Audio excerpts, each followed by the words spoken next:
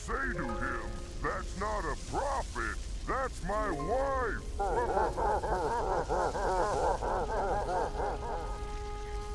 What's happening, fuckers? I tell you lads, you can't have shit in New Mombasa.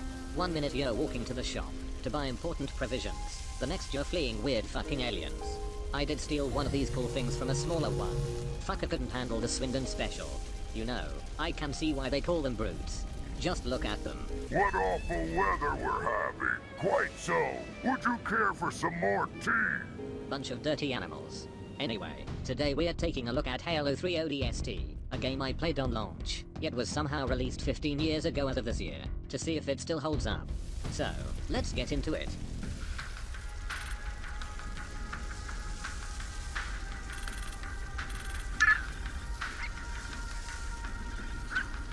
In a major change for the Halo series, ODST shifts its focus away from the licensed missile mechanic, McDonald's aficionado, and ultimate gooner himself, Master Chief, rather focusing on a team of, you can probably guess, ODSTs, which stands for Orbital Bombing Troopers. Set between Halo 2 and 3, you play as the Rookie, part of a team dropped into New Mombasa during the Battle of Earth. When shit goes wrong right away, you're separated from your squad. Waking up hours later, you must travel the dark streets, survive waves of Covenant forces, and discover the ultimate fate of your team. Gameplay differs from the main series in a number of ways. In addition to offering silenced weapons, ODST removes shields and regenerating health, with damage now indicated by the classic. Oh, bloody scream! So real. With health only restored using limited health packs. Additionally, the game offers an open world hub level, rather than linear levels. As you progress through this overworld, fending off the Covenant and answering weird phone calls, you'll find various items that trigger flashbacks of your squad mates' actions. So you'd better get looking, cause you never know what you'll find.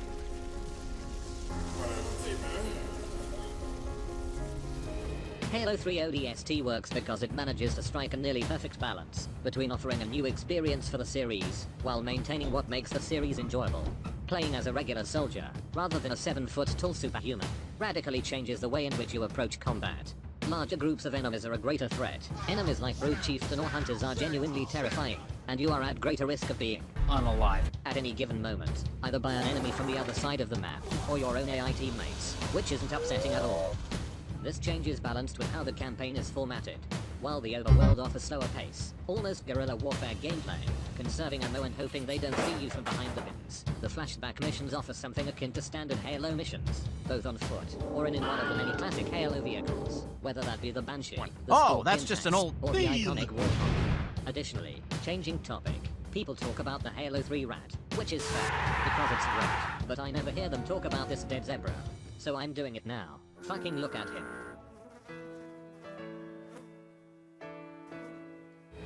ODST is not without problems, however, the biggest of which, ironically enough, being the size of its campaign.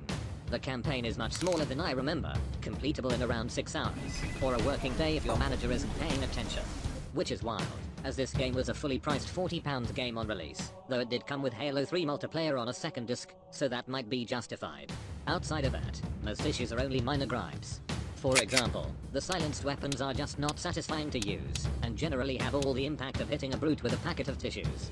Interestingly, despite offering silenced weapons, ODST is not a stealth title, possessing no distinct stealth mechanics, beyond confidently strolling past the Covenant, and hoping they don't notice. This is one of the many ways in which this game feels underdeveloped. The overworld feels quite empty, offering little value to exploration, beyond audio logs of a woman arguing with a train. Another minor gripe is with the night vision. While often useful in the overworld at night, that thing is fucking lethal if accidentally opened during the day. Shit feels like it's trying to blind you. In terms of presentation, Halo 3 ODST holds up well for the most part, with only one notable issue. Built on the imaginatively named Halo 3 engine, ODST offers some pretty impressive visuals during both day and night segments, and offers a reasonable variety of environments considering the one city setting. However, the main issue is the lighting, or lack of it. While it mostly works fine, with the pretty ambient lighting across the city, certain areas, and especially some interiors, are so dark that you can't see shit, no matter how many yellow lines you put around important things. Where ODST's presentation really shines, however, is in its music.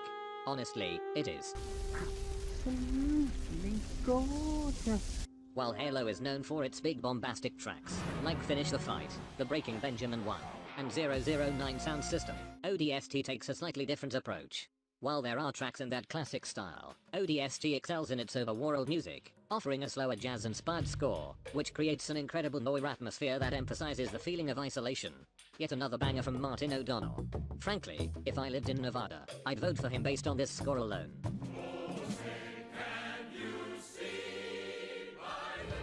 Overall, Halo 3 ODST is still a thoroughly enjoyable title, even after all these years. While somewhat short, the campaign offers a satisfying twist on the standard Halo format, and is well worth experiencing for yourself. I didn't even talk about the game's horde mode, Firefight, which is also still pretty great. Anyway, I'll be off now. I hope for their sake that those aliens have fucked off now. Otherwise there might be a few more surprises in store for them. So anyway, turns out my wife finally left me last night.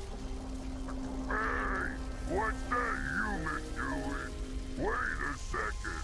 Shit, that's a Welcome to broken Swindon, a third